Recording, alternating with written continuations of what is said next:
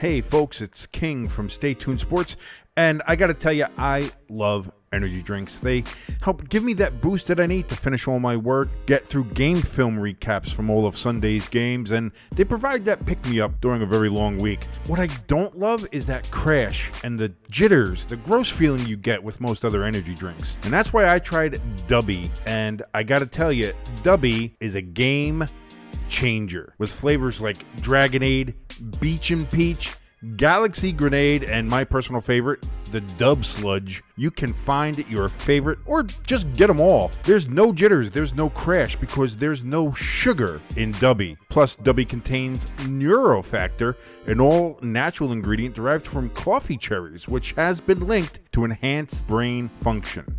You go on over to Dubby.gg right now. That's Dubby.gg to grab the best energy drink you've ever had. And if you enter the code STSports18 in all caps, you'll get 10% off your order. That's STSports18 to get 10% off of Dubby. Be better.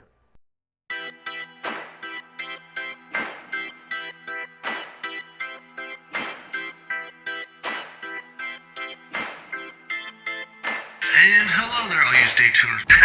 It might be the Eagles. I hate the Eagles. Don't get me wrong here. First quarter, keep it even. Second quarter, start running the fucking ball.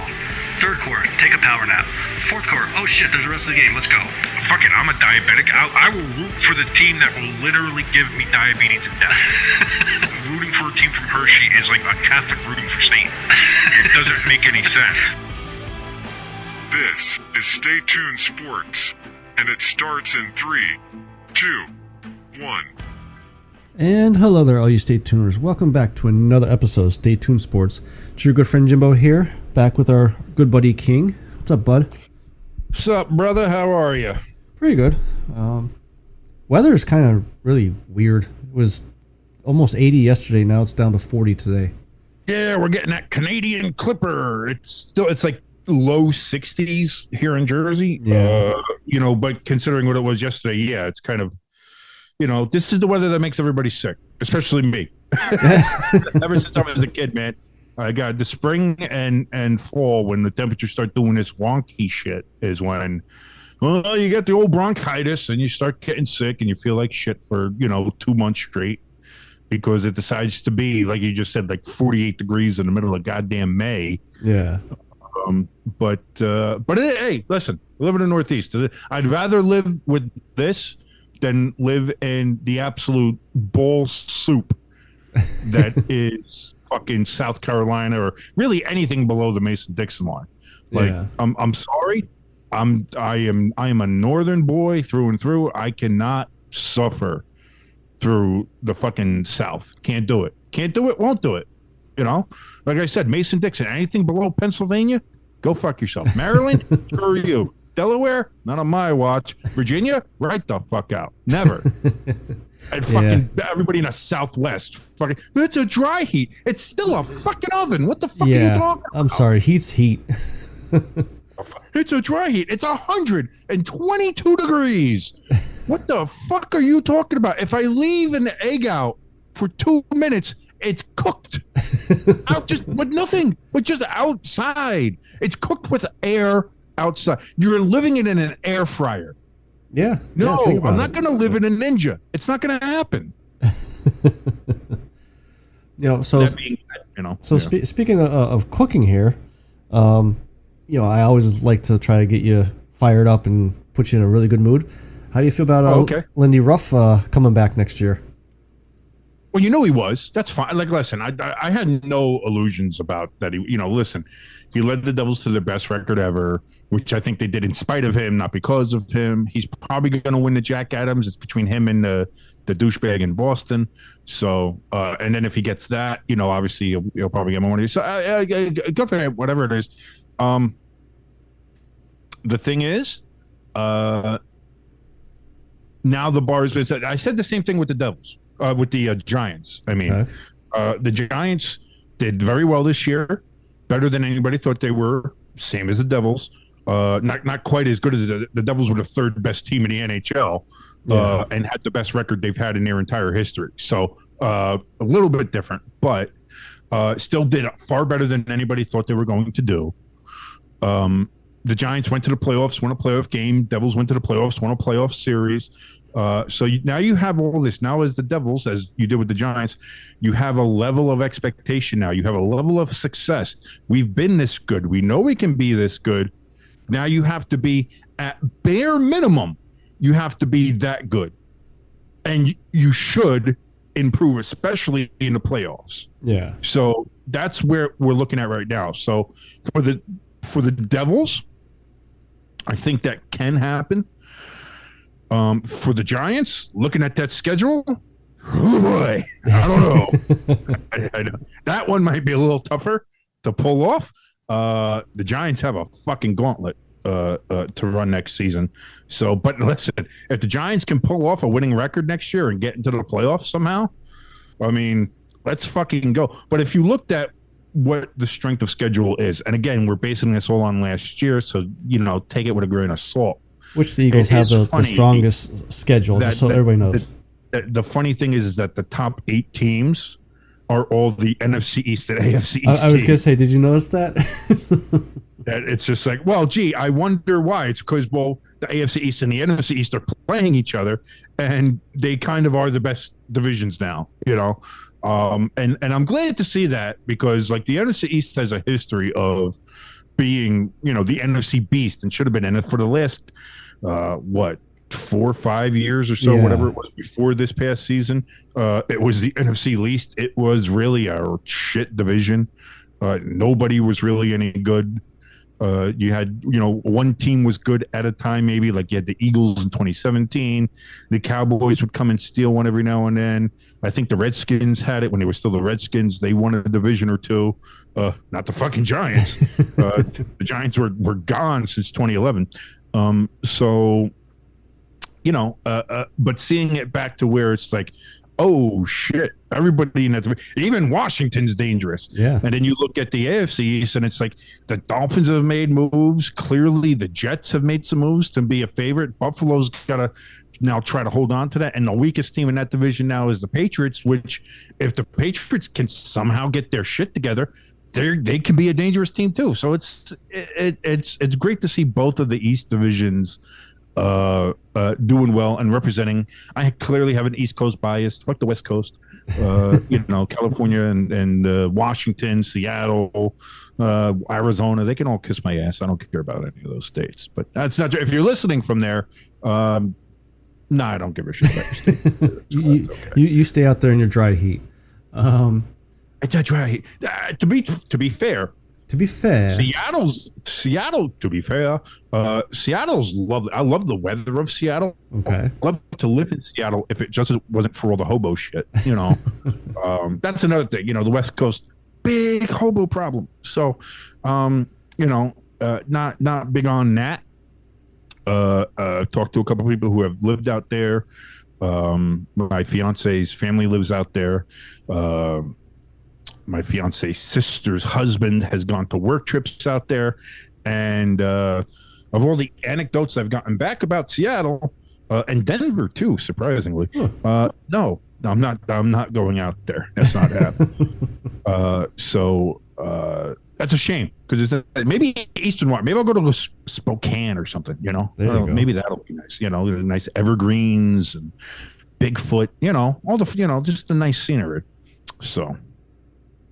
Do you think become a Kraken fan? Do you think you could beat up Bigfoot? I mean, you guys are both the same height, same build. No, Bigfoot's still taller than me, and he could probably rip me in half. Yeah, no, he's got that like orangutan strength. You know what I mean? Like, do you ever look at an orangutan and it's like, look at them, they look all fat and they got little wiry arms and stuff. Yeah. But then, like, you see an orangutan like in action, it's like, oh, he can rip a tree stump in half. Okay, yeah, no, he's got that hidden strength. Yeah. No. So that's, to me, that's. When I think of Bigfoot, I think of just like a big orangutan. Don't fuck with it. You know what I mean? So, do you think Bigfoot's real? Do you think Bigfoot's actually? Yeah, I definitely think there's something out there of a Bigfoot. Yeah, I don't know if it's the actual Bigfoot that we see on, Henry and the Henderson looking thing, or is it something else looking? But there's definitely something out there. I don't know.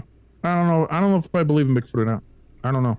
I'm not big into a lot of the cryptids. Like I'm a man of science. I'm a man of reason and logic. So I don't really like. I think some of them are good stories, like Mothman and stuff like that. You know, Yeah. I'll tell the one that I do think exists, and I actually do want to go on a hunt at some point. Maybe this summer I'll do it. Good old Jersey Devil, man, down in the Pine Barrens. I think the Jersey Devil is real, and I want to find him, and I want to hang out with him, and I want to pet him and have a beer. I think you have a better shot at petting Bigfoot. No. You won't get don't close. Pet Bigfoot. Bigfoot pets you. That's You sure are that's how pretty. that works. I will love him and squeeze him and name him George. Oh man, we got off track here. So go. Hey, well, listen, it's what are we doing? What are we Yeah. doing? You know what I mean? It's getting- slow season. Getting you know. back to the NFL schedule, were you surprised about the whole Eagles Giants game? Well, the 2 games in 3 weeks. I don't. Not a fan of it. Don't like it. I think with something like that, especially with the way these two teams have been, and then having these 2 massive divisional games within 3 weeks of each other, like that, I think that's disappointing. Yeah, no, I agree. I would have liked to see them spaced out a little bit better. But I'll tell you what, it's going to be one hell of the end of the season.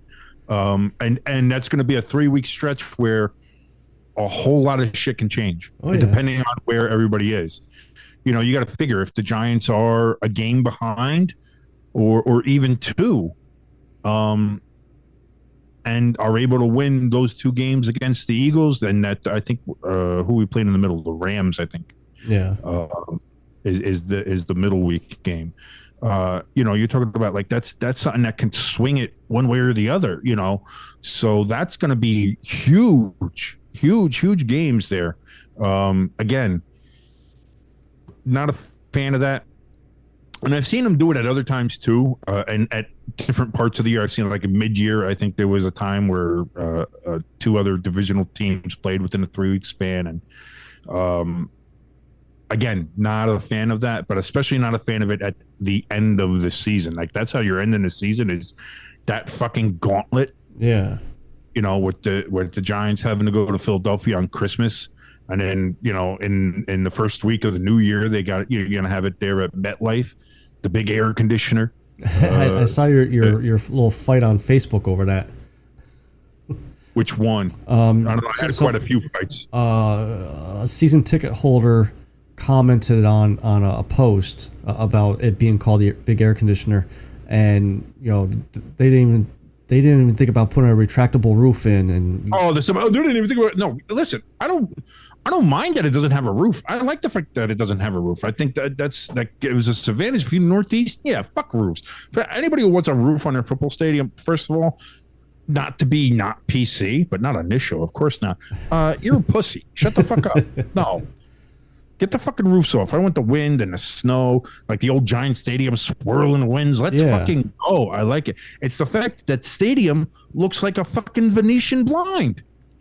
It looks like it literally looks like a Carrier air conditioner unit for like a central air that you see out like on the outside of somebody's suburban fucking house. Like it has no character. It has no charge. Like, and that thing cost $250 million more than Jerry World did. Holy shit! Which again, that might tell you, you know, just how the New York, New Jersey metropolitan market, you know, what land value does and how much it costs to do everything with union labor and all the hijacked costs, and you know everything costs more and all that kind of stuff. So, but still, for all that, we got this real piece of shit looking building, and you look at all these other stadiums going up that look fucking gorgeous. Like Jerry World is a fucking UFO in the middle of fucking Texas. You know what I mean? SoFi Stadium is a fucking architectural beauty. Fucking like even Ford Field's fucking 20 years old and still looks fucking better. You know what I mean? Yeah. Like you have all these teams. That stadium that they're going to be building up in Buffalo looks fucking gorgeous. The Link is a beautiful stadium. Even it's got a shitty team in a shitty city, but it's a beautiful fucking stadium. Gillette Stadium. Just go on and on. The Minnesota U.S. Bank Stadium up in Minnesota, even though it's indoors and they're pussies about it, fucking beautiful fucking stadium. Like Arizona, Las Vegas. Look at any of these other stadiums that anybody else has. The Dolphins redid Joe Robbie Land Shark Pro Player Stadium. The one that had 20 different names. That was Hard Rock. Yeah. They redid that and made that thing look like an entirely new stadium. Beautiful park, by the way. Lovely fucking stadium. I don't understand why that the Giants and Jets, with their combined money of $1.2 billion, whatever they put towards that thing, came up with a stadium that looks like absolute. It's not that it looks bad. It doesn't look like anything. Yeah. That's the problem with it. It looks like nothing. It looks like a big air conditioning unit. It looks like you're going to a Venetian blind store. That's what it looks like. They took a big square fucking thing, put some Venetian blinds on the side of it, and said, "Here you go. That'll be $1.2 billion." It's like, are you fucking kidding me? And I heard on the local radio station here, I think it was last week or maybe earlier this week. People are asking a question already. When is too early to ask for a new stadium, or at least really to do something, maybe some kind of huge refurbishment or something with that stadium? They got to do something. Like, here's the other thing too. Like, you can have like think of like having like the Link or a stadium like that, or Gillette or something like that, where you have like an open end of the stadium. Imagine that you have that stadium right there in Jersey. It's 6 miles away from downtown Manhattan. You open up that one, the one end zone, or have something like that where you get to see the New York City skyline. You get some nice brickwork, some steel in there. Give it some fucking personality, some flavor, some architecture, and have something like that. Like, oh my God, you're right there. You're the New York Jets and New York Giants. Everybody makes fun of you because you play in New Jersey, even though you play closer to your city name than anywhere else. People in Buffalo are like, we're the only real New York team. Yeah, but you play fucking farther away from Buffalo than the Giants or Jets play away from New York. So shut the fuck up. But they're in New York though. It doesn't matter. They're not the New York Bills, are they? The New York Giants and New York Jets aren't named for New York State. They're named for New York City. Well, that's even worse. No, it's not. They're right there because they're 6 miles away. But Buffalo is named for the city of Buffalo, and they're fucking 16 miles away. But not only are they not in the city, they're not even in the state. It doesn't matter. Fucking the 49ers are fucking an hour and a half away from San Francisco. I'm just trying to get you going. That's all. It's all right. And you've done well. Dallas plays in fucking Arlington. Yes. Washington plays in fucking Maryland. They don't even play in D.C. You want to talk about that? And not only that, but they play further away from Washington, D.C. than the Giants or Jets play away from New York. Yeah. Philly plays in Philly. Be that as it may. Like, of all the architecture they could have done to showcase like, hey, New York City, there's our namesake city right there, so close you could touch it, and we're right here, and you're in the New York, New Jersey metropolitan area, which is some of the most diverse and has some of the best architecture in the world. Like, you go to look at any of the buildings in New York City, or like even right now, look at Jersey City or Hoboken. Beautiful buildings go up there now, Yeah. Look at the Prudential Center is one of a beautiful arena, beautiful architecture, lovely, got great personality right there in Newark of all places. So it can be done. And you take all of that and you give us a fucking carrier unit. Like, what the fuck? Like, what are we doing? Come on. So I don't. Maybe that's something they could do in the future. Like, maybe they can just like get rid of the fucking Venetian blinds, put some brickwork up, make something like that. Maybe knock down that one end zone area that points towards New York so you can see the skyline, look pretty cool, or do something like that. Or just knock the fucking thing down and let's start all over. Start fresh. Just start over, because that thing is fucking terrible. It really is just atrocious. And Anyway, the Eagles got to come there at the end of the year. Yeah. Kind of getting back on point. I wouldn't have mind seeing. I definitely like the Christmas Day game, and maybe I'm biased of it because I want to go down and throw snowballs at Santa Claus, but I definitely wanted to. I would rather see one of the Giants Eagles games maybe like 5-6 weeks earlier. That way, okay, whoever wins that game, it's probably still going to be a game out or so within that division, and coming into Christmas, it'd be haymakers thrown at each other. I like the idea of the last game of the year being Giants Eagles. I would rather that and then move the Christmas game earlier or do something like that, because I love the idea of it being Giants Eagles last game of the year.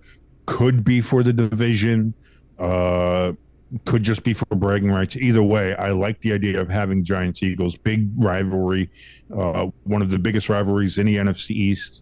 I know everybody else hates the Cowboys, but I mean, to me, Giants Eagles is a little notch above that. I know some Eagles fans might see the Cowboys as more than the Giants, especially over the last couple of years because the fucking Giants can't do shit. Yeah.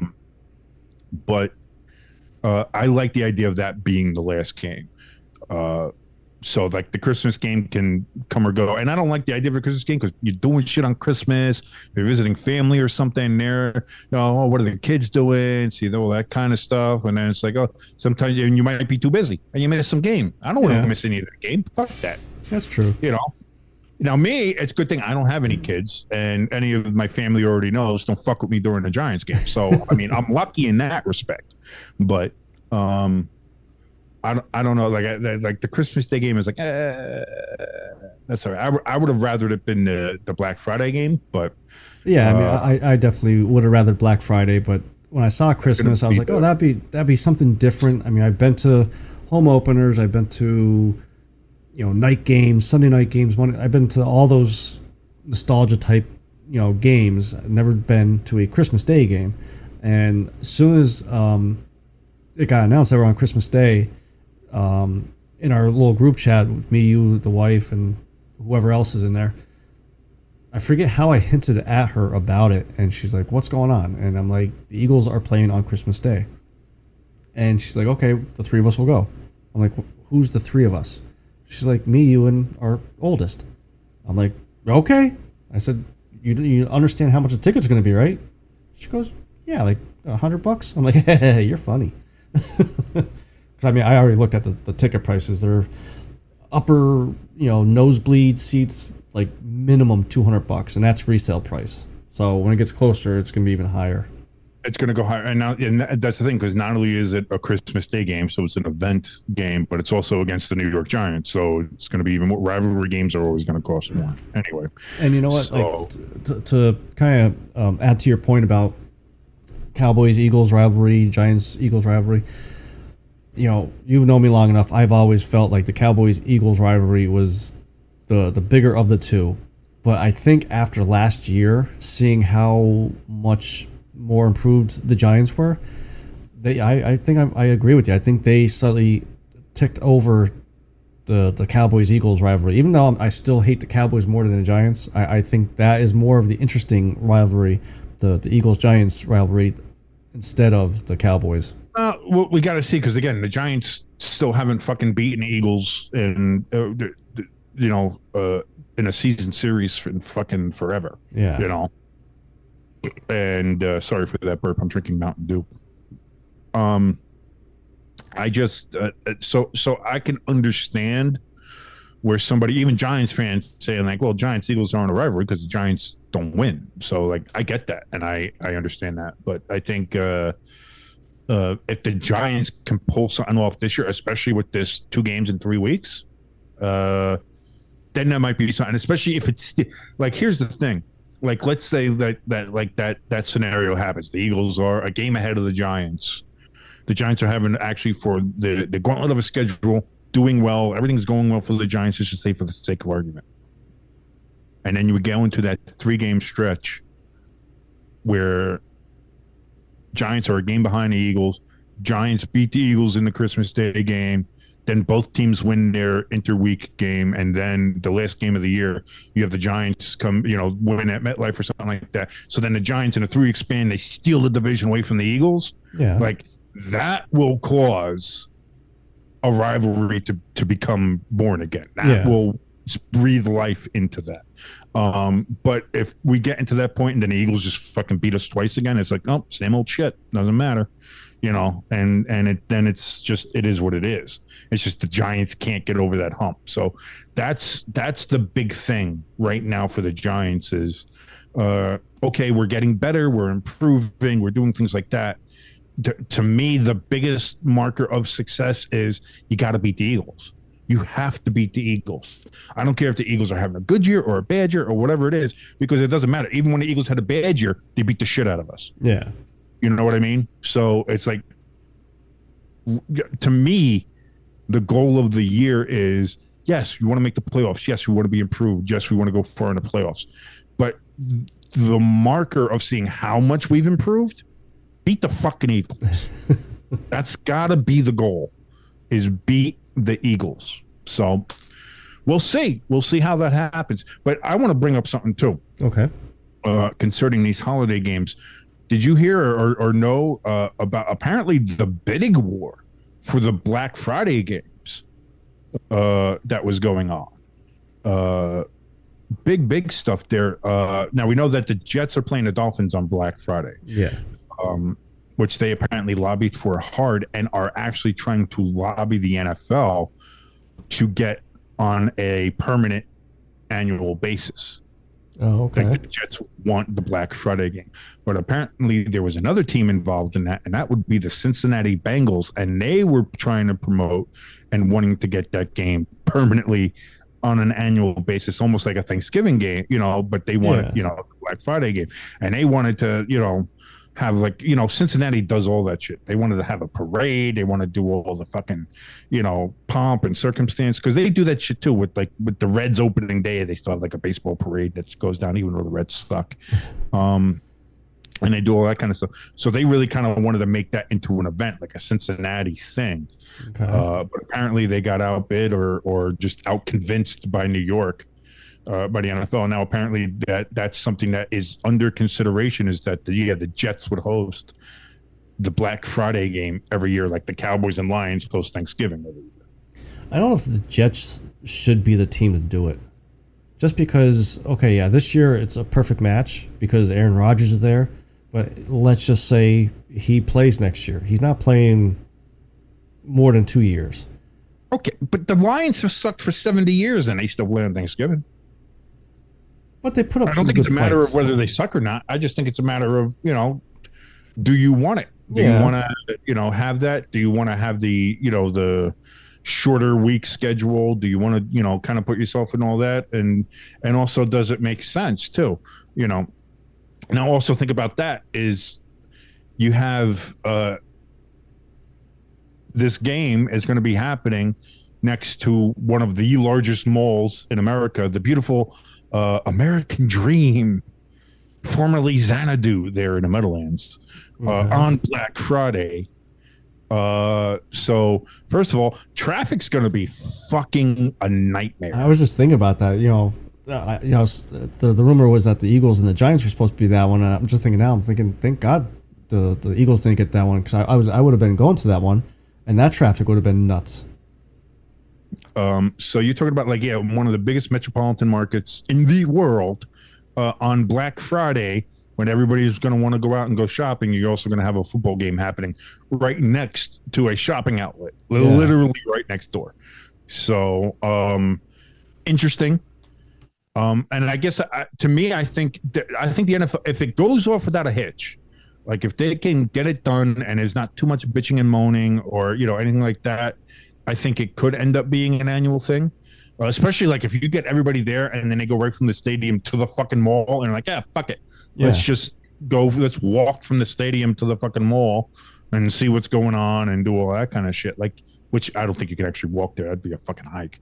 But a short drive from the stadium, it's literally right next to it. but still the walk from wherever you're parked in that parking lot to there would be a fucking hike. So Yeah. So that could be something, that they look at. Oh, there's something like that. Because I think if it doesn't go off, I think then Cincinnati gets a look. Yeah. And they'll push it. And then not only that, but you're going to have Joe Burrow there. That's a marquee matchup every year for the next 10 years at least. So it's something. It's something to look at. And that's kind of like the point I brought up about the Aaron Rodgers. Like that game, you want to have like one of your young up and coming faces of a franchise, like a Joe Burrow or Jalen Hurts or Daniel Jones. Not some guy. Well, I shouldn't say some guy. That's a lot of disrespect towards Aaron Rodgers. But not a quarterback that only has a few years left in his career, and you don't know what quarterback's coming in from behind. Like I said, the Lions have had fucking Thanksgiving for 75 years, and they've sucked for 60 of those years. But they still get it. And like I said, the Lions lose on Thanksgiving, a tradition unlike any other. It is just, although that's probably going to end up changing the way the Lions are playing. So good for them finally. But can we both? That's the thing. I like that they're opening up the season. Good for them. Can we both agree though about the Lions sucking for 70 years on Thanksgiving? That Barry Sanders was the only reason why you tuned in on those games. Oh, that, and it was things. To me, I loved watching the Lions on Thanksgiving. To me, the Lions and Thanksgiving is one of those things. I don't know why, but it's always like it's never been one of those things. Like, oh, fucking Lions. Oh, what's going on? Like, it was always just like, Thanksgiving football. Time to turn on a Lions game. Like, I don't know why, but that's always just been fun for me. Even when they suck, they get destroyed, and then every now and then they'd win a game, and they'd be like, "Holy shit, the Lions fucking won on Thanksgiving! What did they play the lottery today?" Shit like that. I don't know. It's just, it ticks one of those like nostalgia boxes in your head. Yeah. I just really like it. So to me, it never. I know some people hate the fact that the Lions had it. They're like, they should look at other teams finally. Have a rotating Thanksgiving schedule in there. Nobody wants to see the Lions lose all the time on Thanksgiving. And I, to that, say, fuck you. No, I like seeing the Lions lose on Thanksgiving. Yeah. And then, again, when they win it, they're good, then it's a thing. But, leave the fucking Lions alone, asshole. Sticking with the Lions and the schedule, I'm gonna probably get you fired up by saying this, because I think we talked a little bit about this though too. I don't agree with the Lions opening up the season with Kansas City. Why not? How do we know the Lions are that team from last year and not just a 1-year fluke? Well, you find out. That's how you find out. That's you play the game. They should have did, because I'm assuming they're playing in Kansas City. Yes. They should have did Philly. Super Bowl rematch. No. The Jets, Aaron Rodgers going up against Patrick Mahomes, the next great quarterback. They already said it wasn't going to be an AFC team. Okay. It wasn't going to and that's the thing. I think the formula they're getting into now, if the last couple of years are any sense, is that they're playing a team from another conference to open up. Like, it's not going to be a divisional game. It's not going to be that. And it's not going to be a Super Bowl team, okay, that they played. And that's it. The only reason the Chiefs are playing the Eagles on this schedule is because of that weird 17th game thing that they, added a couple of years ago. Yeah. So they get to play an extra game, so they choose the Eagles for whatever reason. So looking at it from that aspect, it's like, okay, they get an NFC team, so they're playing the AFC West is playing the NFC North this year. Is going to be you're going to put the Packers in there? Fuck no. You're going to put the Bears? I would say maybe, but I mean, you want to talk about a team that, the Bears were the number one draft pick this year until they traded it. Yeah. But they had 2 wins last year, 1 year. Yeah, you're not putting the Bears. That's not going to happen. The Vikings with primetime Kirk Cousins, that's going to be a fucking blowout.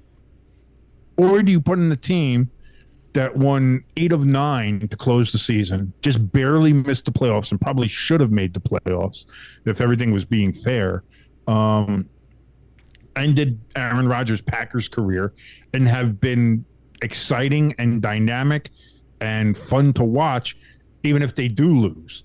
And now, not only that, now you're putting them in that spot where it's just like, okay, you guys fucking did good. Prove it now. And like, are you gonna sit there? Are you gonna tell me that Dan Campbell's not gonna have that team ready to fucking go on that Thursday night game? I mean, he's got fucking 4 months to get that team fucking jacked up.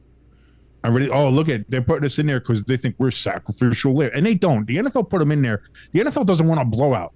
Well, yeah, on opening night. So the Lions are not there to get blown out. The NFL doesn't think the Lions are going to get blown out. If they did, they would. Again, if that was the case, they would have put the Bears in there. Yeah, or the Packers. Like the NFL doesn't want that. The NFL wants a good competitive game that's going to keep people watching the whole way through. And I think that's why they picked the Lions. Because that's another thing with the Lions, too. Even the games that they lost last year, they were fucking in them. Yeah. You know, they took the Eagles to the end, and it was only a last-second field goal by the Eagles in which they won that game against the Lions. No, you know? Yeah. So when you look at it from that aspect, I think that's not only is it a great opening matchup, you know, because you have the Chiefs and obviously the Super Bowl champions opening up, but now you have this, oh, it's the fucking Lions? We got the Lions on there. And then if the Lions prove themselves, now imagine, you know, if the Lions show up, even if they lose but show up, you're like, wow, okay, Lions can hang. Lions can hang with the big boys. Yeah. And then if the Lions fucking actually win the game, fucking league's on notice. Like, that's what I mean. Like, I would say league's on notice, and questions are going to be asked about Kansas City real early.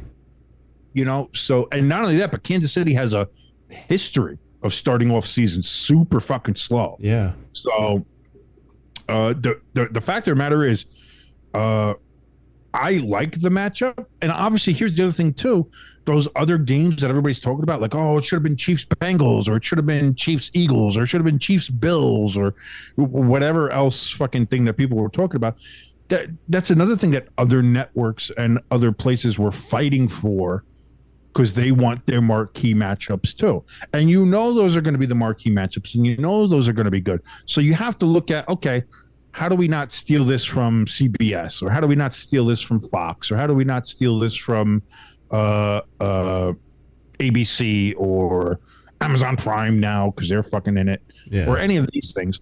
How do we, you know, and you look at it and try to be the most fair, and you try to be like that, and it's like, okay, so we take the defending Super Bowl champions and one of the most exciting teams, one of the most talked about teams, to be fair, one of the most memed teams of the last 2 years, especially with Dan Campbell and with Hard Knocks, and even the season before with his introductory press conference talking about chewing fucking kneecaps and just going after it. That's the other thing too. The NFL's smart with this. The Lions right now with Dan Campbell and their team and who they have on it, they are a marketable team. Yeah. They are a marketable team. So that's another thing too. You want that. You want Dan Campbell in prime time. You do. I'm sorry. He's fucking entertaining. He's a good guy. You want that. You want those sound clips. You want those visuals of him on the sideline. You want that. And the Lions proved themselves last year that they can win. They can play football. This is not a bad team, you know? I mean, I'm hoping it's not. If anything has shown in this offseason, they've only gotten better. They drafted very well. Yeah. A lot of people were shitting on their draft pick, but I think that's going to come back to bite them in the ass. I think that running back they took, it was like, oh, they took him too early. I don't think so. I think they took him just right where I think he's going to be a fucking star. And I think he's going to show a lot of people that the Lions picked him right where they should have. And that defense is only going to have another year to get better. Yeah, fucking, that's the other thing, man. You got to worry about fucking Hutchinson coming across and fucking just decapitating Mahomes. I'm excited for this, and I like that it's a new matchup. We're not seeing the same fucking thing. It's like, look at pro wrestling. Like, I'm going to make an equation here, but like when people watch pro wrestling, people get very pissed off when it's the same matchups all the time. Yeah. Oh, this wrestler versus this wrestler again. Oh god, this is more. And that's the thing. Like, it's fun to see. Like, nobody's gonna be nobody's not gonna want to watch Kansas City versus Cincinnati. Yeah, like that's a marquee game. Everybody's gonna watch that, whether that's opening night or whether that's in the middle of the week 6 or whenever the fuck they're scheduled to be. In the middle of the season. Yeah, people are gonna watch that game, whether it's 1 o'clock, 4 o'clock, prime time. No matter what it is, people are gonna watch that fucking game. Now, here's something where you have a team, basically a brand new team that hasn't been on primetime in fucking forever. And now you have them and you're pushing them forward. And it's a bit of a reward for how they played last year. And it's a bit of a marketing tool too, because it's like, okay, Dan Campbell, he's very marketable. The Lions are becoming very marketable. You get to have that nice matchup.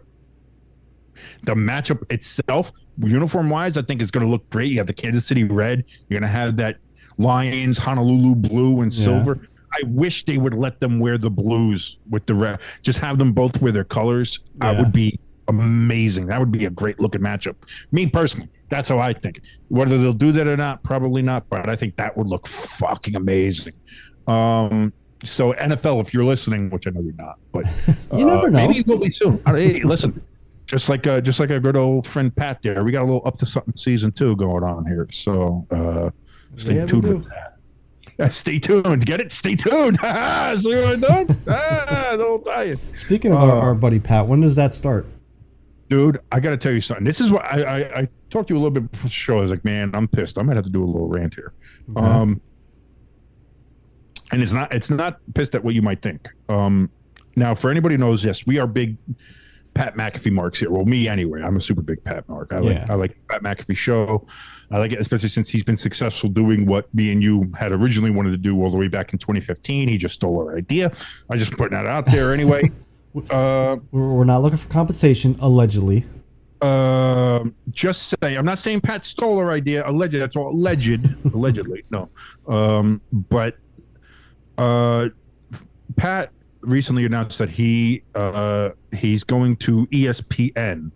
His show's going to be on ESPN, ESPN Plus, and ESPN's YouTube. We wanted to make sure that he stayed on YouTube, so the show always remained free for people. You don't need ESPN; you just go on YouTube and watch it. So, so he's staying on all that kind of stuff, and people have lost their fucking minds. Absolutely lost their fucking minds. For good or bad? Bad, super bad. Everybody has lost their fucking minds. Oh my god, this is the worst. This is the end of it. Oh, Pat, you fucking sell out. This is the worst move ever. God. Oh, you're not gonna be anything. You can't do shit now. Oh, you're with the mouse. Oh, Disney ruins everything. Oh, Pat's show's gonna go woke. Get ready for it. He's not gonna be able to curse or say fuck. Oh my god, this is gonna be terrible. This is just the worst thing ever. Oh, he's gonna be like every other show. Oh, it's just gonna be Get Up 2.0. This is, dude. Do me if you go and look at the fucking Pat McAfee show Reddit. Okay. It is a fucking battlefield of just negativity. Wow. Of just, this sucks. This is stupid. You can't say fuck. I'm done with this show. Oh, this is fucking terrible. God, like, I've never seen. I hate people that have that thinking. Like, okay, he's trying to do something personally for himself to make himself better financially, all that stuff. And okay, so he's got to change a little bit. Okay. You can't change. You can't change. You fucking sell out. You fucking sell out. How dare you? How dare you? You betrayed us. You betrayed us, the fans who have sat here and listened this whole time. You fucking betrayed us. How dare you? Dude, I have never seen a bigger group of fucking pussies in my entire fucking life.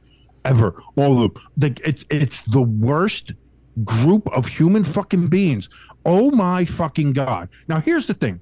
We curse on this show. I curse a lot on this show. I say fuck a ton. I say fuck a fuck ton. I like to say fuck and shit. They're my sentence enhancers. It works. for me, and that's fine. But I'll tell you what, ladies and gentlemen, if you may be listening, any ladies out there, that'd be nice. I can stop saying fuck. I don't know if anybody knows this about me. I used to work on broadcast radio. I actually worked on the air. Yeah. 97.9X WBSX in Wilkes-Barre, Pennsylvania. Go ahead, look up the station. It's still there. Yeah, I used to be over the air. Me, my potty mouth, used to be on the air. Guess what I didn't do on the air? Never cursed. Not once on the air. Never cursed. Guess what? I cannot curse. It's okay. You can do that. The idea that you're going to stop watching a show or start criticizing a show or a talent or somebody like that for saying like, well, they can't say fuck anymore. Well, this show's dumb now. Like, how fucking childish are you? Exactly. How immature do you have to be where if I can't hear fuck, then I'm done? Like, what are you talking about? Like, what does that mean? Yeah. You can't enjoy a show unless somebody says fuck? Why? Answer me that. Anybody who's part of that group who's like, oh, fuck Pat McAfee now. He's a sellout. He can't say fuck on Disney. Okay, you can't say fuck on ESPN in the middle of the day. So fucking what? Are you going to tell me that you've ever watched a show and been like, well, this show sucks.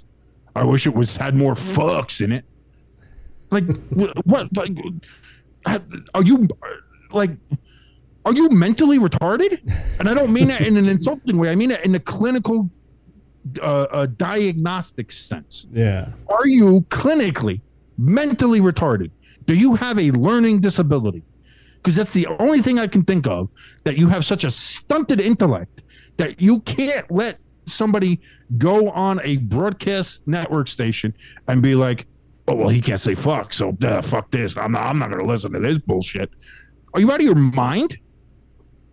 Oh, he sold out. What the fuck do you think we're all trying to do here? Yeah. What do you think we're trying to do? You think we just want to stay here and keep on doing this same shit? No, we want to. Please, let us sell out. Yeah.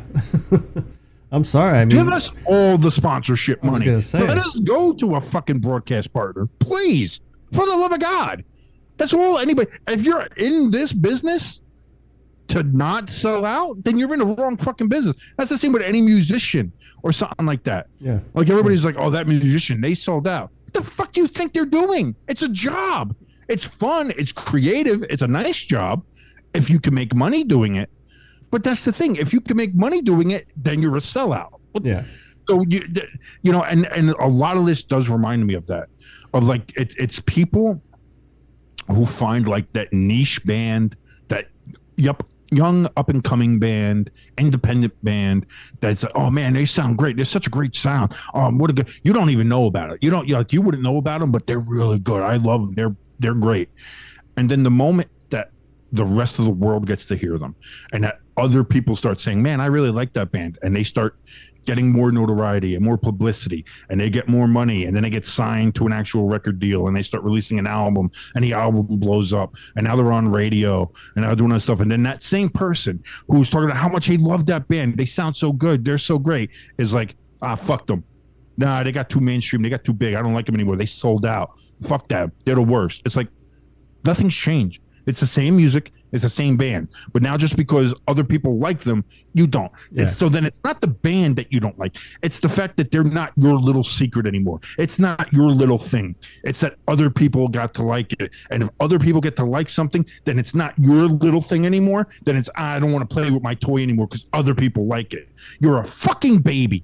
Anybody out there who's feeling that way about Pat McAfee or really anything like other bands and shit that I've mentioned, you know, where people are like, oh, fuck that band. You're a fucking hipster. You're a piece of shit. You're a sports podcast hipster. I don't like it because it got too big. I don't like it because he's making money now. Go fuck yourself. You're a fucking baby. Do you feel better now? But no, I agree with you, man. Like the best example I could use is when Korn went from, you know, Korn, their heavy style, to that dubstep, whatever it was. Right. And they got so much shit for just changing their sound. Well, if you don't evolve or try to evolve, you're just going to be laying on the wayside, on the side. Brother, there are still 55-year-old men walking around pissed that Metallica put out the Black Album. And that's when Metallica died to me, man. Metallica hasn't been the same since And Justice for All. And even then, they cut the bass out. Poor Jason Newsted, man. But then they put out the loads. Oh, loads of crap is what it was. Fucking assholes. No, people can't change. I don't like change. Anything that change ruins my whole field of it. I can't. I don't know what I'm doing if something changes. God, it's the fucking worst. Babies. That's all you are. Anyway, we have a little up to something season going on here as well. You're going to find about that soon enough. Yeah, a couple of weeks. We got a couple more weeks. Yeah, gotta hammer out some details, iron out some things, but we are up to something. Your boys here, we're actually up to something. That's pretty interesting. It's fun. Now I know why Pat got so excited about it. Now I get the excitement of an up to something season. Yeah.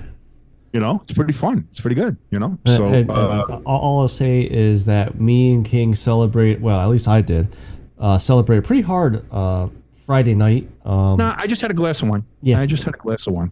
Down here at the Stay Tuned Sports Bar, I'm looking at my Jameson bottle. I had about a quarter bottle of Jameson that night. I had more. I had like 3 glasses of wine. Because I'm a pussy. That's how much I sold out. I'm a pussy. I actually celebrated so hard that it was about midnight is when I usually get my hunger and get ready for bed or whatever. And I was so drunk that I was like, you know what? It's probably a best idea I do not touch that stove. I'm calling Domino's. And I had pizza delivered. Ooh, drunk Domino's is pretty good. I'm not going to lie. That sounds good. Cheesesteak pizza with banana peppers on it. Ugh, gross. Yeah, you're gross. I don't mind cheesesteak pizza, but the fucking banana peppers got that shit over there. I love banana peppers. You love banana. Yeah. I wonder if when our up to something season comes out here, if we're gonna get called sellouts by our tens and tens of fans. No. We got 300 in Iowa. Iowa. I feel bad. I feel bad sharing this story. Oh boy! But last night, there was we were watching. Me and the fiance were watching something. I think it might have been Good Mythical Morning on YouTube there with good old Rhett and Link, if anybody knows that. But we're watching that, and they were talking about like most states where there are sayings or whatever like that, and they couldn't find this one fucking state. Like they couldn't figure out where this saying came from, and they're thinking that they're naming all these different states and trying to come up with a state. And my fiance goes, "I bet you it's Iowa." And I said, "Why would you say it's Iowa?" And she goes like, "Because I always forget Iowa exists, and I bet you that's why they can't name it, because they forget Iowa exists." And so we keep on watching the show, and they're go through it, and sure enough, the saying came from fucking Iowa. And they started saying the same thing. It's like, "Oh, I always forget Iowa exists." My fiance jumps up and he's like, "I fucking told you. Nobody remembers fucking Iowa." And it's like, that's where all our listeners are. Well, you know what, Iowa. With that being said, we will never forget you. So that's what I was going to say. Iowa, where the world may forget you, thank you for not forgetting us, because we here at Stay Tuned Sports, we won't forget you. Go Hawkeyes or Cyclones, depending on where you are. I like the Hawkeyes. As long as they're not playing Notre Dame. I like the Tiger Hawk. That's a cool logo. Yeah. I like the Cyclones too. Now that they're doing they kind of have that throwback alternate uniform. Yeah. It's got like the old school like leather stripes on it and stuff. I kind of like that look. That's kind of a cool thing. So go Iowa State as well. I like the colors too. Red and yellow always kind of stuck with me. But black and gold is pretty good, especially since they ripped the Steelers right off there. But I think plus Iowa's got that cool thing.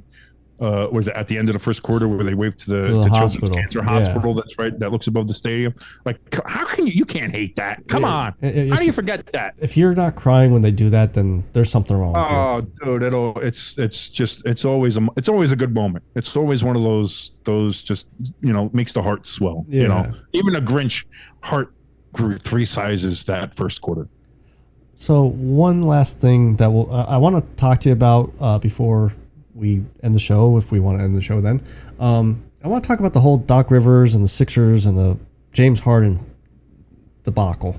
Doc Rivers got fired yesterday, Tuesday. Today's Wednesday right now. Yes, and this will be released on Thursday. So. Excuse me. That Game 7, I think halftime it was, or whatever they call it in basketball. I guess halftime. It was still. That's what they call it in every sport. Yeah. It was still semi-close. It was like a 5 or 10 point difference. By fourth quarter, Celtics just took over. After the game, Joel Embiid, said that basically threw his team under the bus. Said me and James could only do so much. We play 5-on-5. There's a longer part of that quote. Like that was the sound bite. There was a part before it though where he was talking more about that, and it kind of puts the rest of that into context. That's not exactly what he said. Okay. It was more about how the other guys did play well, and how him and Harden played. But I think it was something like if they're not playing well, other people, they need other people to step up or something like that. So it was the entire quote. If you see it, it's not throwing the rest of the team under the bus. But when you look at the snippet that was put out and the headlines that just said that, I mean, it looks exactly like that. It looks like he's saying, me and Harden did what we could, but these motherfuckers, they don't know what they're doing. Like it wasn't exactly that. I don't have the quotes in front of me. I wish I did. So, but that was kind of the sentiment. So, but still, he's going to get crushed for that anyway. Especially, listen, if you're the MVP, which I personally didn't think he was. I think it was Jokic was the MVP, and he's kind of showing why I think he was right now. You have to be able to put your team on your back sometimes when it's happening, kind of like Jokic has. So I'm just saying. So look, the question I want to bring to you is obviously everybody on that team deserves some portion of blame. Do you put more blame on Doc or more blame on Harden and Embiid? Everybody. Or Embiid? Everybody gets it. Everybody gets an equal portion. I don't think Doc should have been fired. Doc has lost 10 Game 7s. I understand Doc that. should have been fired. Doc can't win in the playoffs. I understand that, but and he especially can't win Game 7s. Sorry, that's just what it is. Doc Rivers is not a big game coach, and James Harden is definitely not a big game player. Everybody knows that about him. And also talks about him wanting to go back to Houston. If I'm Houston, why the fuck would I ever take him back? Yeah. Ever? Like, dude, listen, if I'm Houston, I'm going to my nearest CD collection. I'm going to find me, what is that album? I think it's 1989 by Taylor Swift. Okay. And I'm going to put in, we are never, ever, ever getting back together. And I know that's going to make my fiance happy that I just referenced Taylor Swift. Yeah. But if there ever was a song that could personify how, if I'm Houston, how I feel towards fucking James Harden, it's that fucking song right there. Fuck that shit. I would not want to have James Harden back on my team, especially the shit that he pulled to get the fuck out of Houston in the first place. Yeah. So, no, would be my answer if I was Houston. But that's James Harden is more interested in fucking partying in Vegas and fucking strippers than he is in playing basketball. Yeah. Where do you think he was after that loss against Boston, in which the Sixers just gave up? As you mentioned, like after halftime, that game was over. Yeah. Where do you think he was? Do you think he was, man, I wish I played better. So this should have been better. Or do you think he was at a fucking club fucking sniffing some stripper's asshole? I think he went to church. B. I think it was option B. And Embiid, for supposedly being the MVP, man, he faded. In a big game, he faded. You can't do that. That's why I don't like. Can't do that. That's why I don't like in any sports the MVP be given out during the playoffs. I think the MVP should be given out after all awards. It should be given out after everything. The season. Everything like that. And I think the NFL does it best with it being at like it's the night before the Super Bowl. Whenever they do the NFL awards, like it's that I agree with like that. you're already there. You're already at the Super Bowl. Even if the guy loses the Super Bowl, like if you have the MVP and he's in the Super Bowl and he loses the Super Bowl, well, that team was probably in the Super Bowl because he was the MVP. Yeah. So I don't have a problem with that. And even if he's not in the Super Bowl and he's there to accept his award, it's probably because his team would have been shit without him anyway, and he drugged them to the playoffs. You know. Yeah. So I don't have a problem with that. But yeah, like giving out the MVP in like the second round, like no, you can the NBA, you can wait on those awards. Do like the NHL does and have like the NHL award show, which I think they do either before the Stanley Cup Finals or right after the Stanley Cup Finals. Even sometimes that gets leaked about who's going to be the Hart Trophy winner and who's going to be Coach of the Year and all that kind of shit. Yeah. You know, the award show itself is after the season. So like do something like that. But doing this thing where you do everything and you announce it and then you hand them the trophy on the court in the middle of the fucking playoffs. Like, what the fuck are you doing? Yeah. Because then it just opens you up to stuff like this where there was a sizable portion of the basketball watching universe that was like, I think Jokic really was the MVP. And I just think they didn't want to give it to him for 3 years in a row for whatever reason, whatever that reason is, be whatever you think it might be. There's, you know, I know some people say it's because like LeBron didn't win 3 in a row and that other great players haven't won 3 in a row. So why would it be Jokic? And some people don't see Jokic as that kind of player for whatever reason, however you want to see that. I don't know. You can put your own thoughts and insinuations there. But for whatever reason, people did think that Jokic was more of an MVP than Embiid was. And now you do something like that in the middle of the playoffs, and then you have Embiid fade. Meanwhile, you have Jokic, you know, putting his team on his back. Yeah. And you know, leading them to victory. And I know it's a regular season award and that postseason should have anything to do with it. But I mean, you're seeing now why some people think that it should have been Jokic. Whether or not it shouldn't be about the playoffs. You shouldn't be the playoffs. Fine. I understand it's a regular season award. But there was plenty of questions about whether Embiid should be the MVP to begin with in the regular season. Yeah. And I know some people said, oh, there's no doubt. He clearly is the MVP. Other people had some doubts. But to me, all the playoffs did here was solidify that. And that's what I mean. I think that should have been something that waited until after, because maybe that put pressure on him. Maybe that put extra pressure on Embiid to feel like, oh, I'm the MVP, so now I have to do more and I have to do something, and it got to his head a bit. Like, I don't know. No, I mean, so I totally agree. I think that's something the NBA should definitely look at is, hey, maybe wait to give out the awards until after the season or like during the NBA finals or something. Like, I don't know, but do a whole big award show, put a fucking thing together. The NFL does it. The NHL's been doing it for fucking 30 years now. Yeah. You know, where they have some big fucking award show. They did it in fucking Vegas for the last 8 years, 10 years, something like that. And now they do it. I think they're doing it each year in the draft city or something, because now this year's in Nashville. Oh, okay. They're doing the award show. And so now the award show is starting to travel itself. So, I mean, fucking you do it. It's not that hard. It's not that hard to do that. And just wait a little bit. You can wait.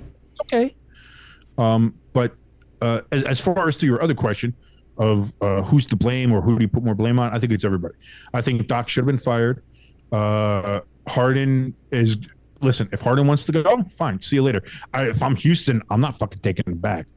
If somebody else wants him, that's fine. Yeah. But if I'm Houston, I'm not taking him back. The guy doesn't want to win a championship. He doesn't care. He cares about, what a stripper thong smells like. That's what he cares about. And good for him. Hey, listen, it's good to have goals in life. And he's rich enough to do it, and he can throw singles all day. Good for him. But if I want to win a championship, I don't want James Harden on my team. I don't want it. So, does this mean that Philadelphia is going to have to start all over again? I don't know. I don't think so.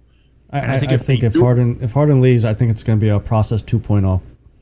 If they do, then Embiid's leaving. Yeah. Well, they already said Embiid's going to say trade. Yeah. I don't want to be here for a rebuild. So so you have to take that into account. So now it's a case of rebuild or reload. And if you're Philadelphia, what do you do? You know, and because here's the other thing you got to think of too. Who owns the Philadelphia 76ers? It's Comcast, isn't it? No. Oh, they're the only. Okay. You don't know who owns them, do you? The team that has the Washington. Well, I don't there think you go, Josh Harris, baby. I don't think it went through just yet. The New Jersey Devils. He owns the New Jersey Devils. He owns the 76ers, and now he's also going to own the Washington commanding football team of Redskin Commanders. How much loose change is he going to have in the next coming couple of years? Now, I know he's part of an ownership group, so it's not all his money. Well, it's majority. But now you have to look at how much is he willing to spend, knowing that he's got to spend also now to basically fix everything that Dan Snyder did wrong in Washington, build a new stadium down there, get contracts and sign people down there, basically have to hire an entire new front office since everybody fucking quit or was fired. You know, like he's got a lot on his plate. Is he going to be able to afford to reload the 76ers? You know, that's something you're going to have to look at. And do the 76ers and to a lesser extent the Devils going to have to pay for his purchase of the Commanders. That's an interesting way to start looking at this now. So I don't know. I don't know. I'm no financial expert. I'm not sure how all that works with all the money going in and out of different funds and banks and show games and however all that shit works. So maybe it'll be all fine. Maybe it has all that stuff. I don't know. Yeah. All I know is it's something to think about with him now getting the Washington football team of Redskin Commanders, whether or not that's going to have an impact on what happens with the 76ers. So we'll have to wait and see. Either way, that's just a wait and see. The Sixers are going to be hitting an up to something season, just like us here at Stay Tuned Sports. And hey, stay tuned. Hashtag stay tuned. But here's the other thing too. We are going to be announcing what's going on here soon. It will happen. Yes. And when we do, you're going to want to be ready for it. You're going to want to be alert for when we do this. You're going to want to be focused. And I got to tell you, the only way to do that is if you get yourself some Dubby. www. www.gg. Because here's the thing. Dubby is the energy drink that you want, whether you're a gamer, whether you're a sports nerd like me, and you got to stay up and you got to watch some late night hockey that they started at 10 o'clock at night on a Sunday, even though there was no reason to. You fucking morons at ESPN. That's a reason to get pissed at ESPN, not because of Pat McAfee, but because of what they did to the goddamn Game 7. Anyway, you don't have to worry about that because you got Dubby. And you're going to be able to stay up, stay alert, and stay focused. And guess what? You're not going to have to worry about getting those jitters or getting that crash afterwards like you do with all the other energy drinks. Why? Why, Jimbo? Why? Because there's no sugar, man. Damn right. No sugar. And any of their flavors. And dude, I forgot. You got to mention all these flavors, man. So you got your favorite, the Dub Sludge. Dub Sludge, apple baby. Gotta love it. I did Dragonade and Peach and Beach, and now I'm trying Monkey Madness, which is like a passion fruit, like bananas, and it tastes so good. And that's a hydration one. So with the summer coming up, perfect to have. Oh, dude, I didn't know that they have. It's hydrating too. Yeah. Oh, I need that too. I need to stay hydrated. Hydrate or dehydrate, people, because Dubby is on your side with that. Also contains Neurofactor, and that's going to help keep your brain in tip-top shape, keep those synapses firing so you can go ahead and pay attention and stay focused. That's what I'm saying. Keeps you focused. And if you go to dubby.gg right now, look at all their wonderful products. Look at all the flavors there that are available. They even have some merch if you want to pick some of that up, some cool stuff, cool little tumblers and shakers and everything like that drink your Dubby out of. Great stuff there. You go there, you check out, you get all the stuff you want, you go to check out. Here's the neat thing. In the promo code box on checkout, you put in ST Sports 18, all capital letters. You're going to get yourself 10% off of your entire purchase. Come on, you can't get a better deal than that right now. If you want to stay focused, you want to stay right, like, and especially for me with all the sports going on, and also started getting back into video game hockey here. Started getting back into video game. Yeah, the Jersey City Jacks, baby. That's my team. We just won a Stanley Cup. We're going to go for 2 in a row right now. And if you want to stay focused while you're gaming or watching TV or really studying, if you're in college, or if you're studying for anything or studying for a job, if you just need that little pick-me-up, listen, nothing better than W. And again, go to W.GG, put in ST Sports 18, all capital letters at checkout, and get yourself 10% off. W, be better. All right, so I think that is going to be it for us. A little side note, I don't know if you saw this, King. Malik Willis from the Tennessee Titans. Obviously, did they release him? No. Obviously, there is rumors going around that he may be released at some point this offseason. Right. He has a backup career, curling. No shit. Yeah, you have to look up the video. It was actually he did a throw or whatever. You're better with the terms than I am. Yeah, no, yeah. You throw stones, yeah. But nice form, nice. Look at you with the curling knowledge. Oh, it's a throw. Is that what they call it? Yeah. You throw. You get a throw there. Yeah. Oh, dude. Yeah, you have to look it up. That's like because what was it? Vernon Davis. He was big into curling. Oh, okay. Even after his NFL career. And who was the other one? The one from the Vikings. Was it Jared Allen? I think it might have been Jared Allen. Yeah. Yeah, he was big into curling as well. So that's been cool to see some of these, high-level pro athletes get into it. And now you see Malik Willis getting into it as well. Dude, that's awesome. I love that. All right, so now I'm kind of rooting for Malik Willis. Come on, well, you got a curling guy. You're rooting for curling and to fail in football, so you could go to curling then. No, I'd like to see him do well because then it gets curling talked about a little bit more. Like imagine like he's able to pull a comeback somewhere or be a backup, and then he's got to be a starter, and he earns his way back, kind of like a Geno Smith story. And then it's like, oh yeah, in his off season, to kind of stay limber and stay and stuff like that. Yeah, he does curling. What again? They do a little story about that. So his exposure to the sport. And I don't know if anybody knows this or they're finding this out for the first time. Man, I'm a huge curling fan. Love it.